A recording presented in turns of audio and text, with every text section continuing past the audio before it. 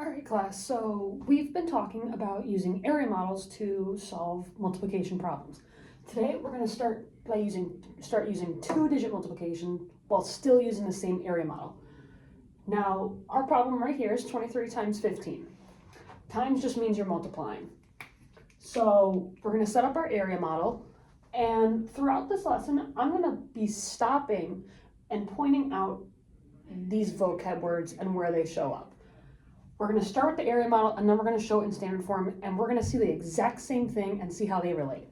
So your area model is just going to be set up like we've done before, but this time we're going to do 2 by 2.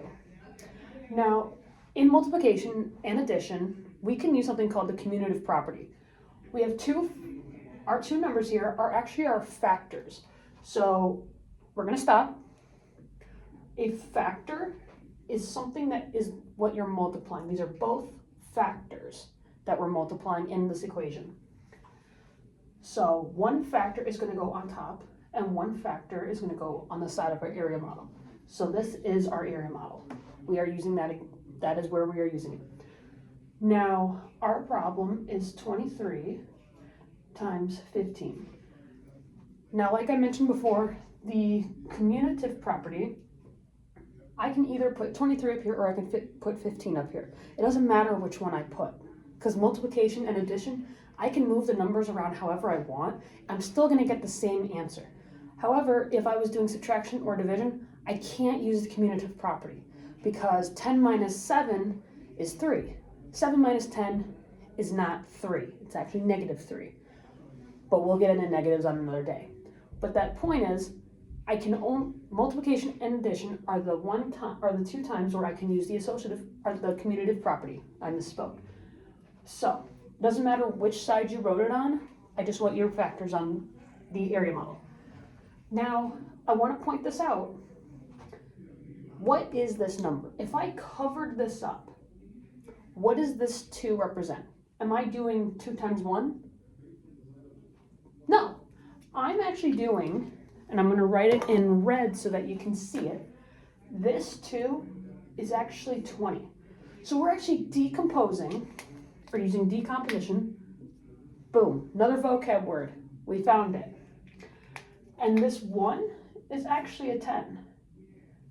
So we've decomposed our two numbers by place value. Oh wow, we already found another key term. We're doing this by place value, and we're going to see why. So I want you to put one finger on your tens place on the top factor and a one finger on the factor on the side. And you're going to just kind of slide them together and right where they meet. 20 times 10 is 200. So I'm going to just fill it in. And now I'm going to put my one finger here, and I'm going to put this one back here. And we're just going to slide until, bam, right here. 3 times 10 is 30. And I'm not going to slide my fingers on this next part, but point is 20 times 5 is 100. 3 times 5 is 50. I'm done, right? No. None of these answers or numbers are my product. When you're doing multiplication, you're doing a factor multiplied by another factor to get your product. That's your answer. In addition, it would be your sum. Multiplication, it's called your product. So we have that. But these are not my final product. These are my partial products. But if I have a part of something, how do I get a full thing, my full answer? Well, we've already multiplied. We're going to add them together. So I'm going to take 200 plus 30 plus 100 plus a 15. And that'll give me 345. That is my final product. Now, we're going to write this again, but we're going to write it in standard form. Because remember, I want to show you guys, I love that you guys know how to use the area model. But later on, you're going to have to learn how to use standard form. And when we use standard form, we're going to write it like this. Now, to some, the area model is easier, and that's totally understandable. However, it's important to also know this. And I want to show you where all of this, do we think it's going to show up here? Let's find out. So first, we cover up our 10. So now we do 5 times 3 equals 15. The 10s got regrouped. So that's why I put it up there. 5 times 2 is 10 plus the 1. So I write 11. Hold on. Where do we see these numbers before? I just had 15. 3 times 5? That's right here. We found this partial product again. And 5 times 2, is it really 2 or is it by 20? It's by 20.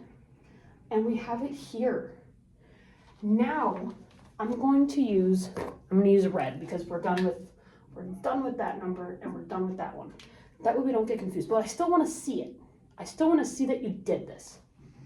So now, what is this? Is this a 1? Can I do 1 times 3 and put it here?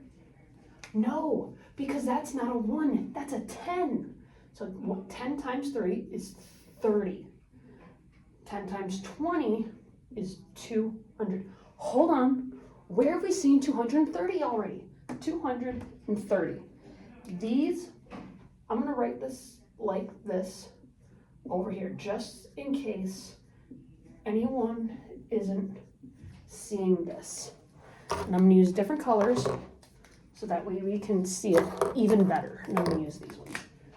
The 115 is right here. And the 230 is shown up here. But I'm still not done with my standard form problem. What do I have to do? These are partial products again. I need my final product.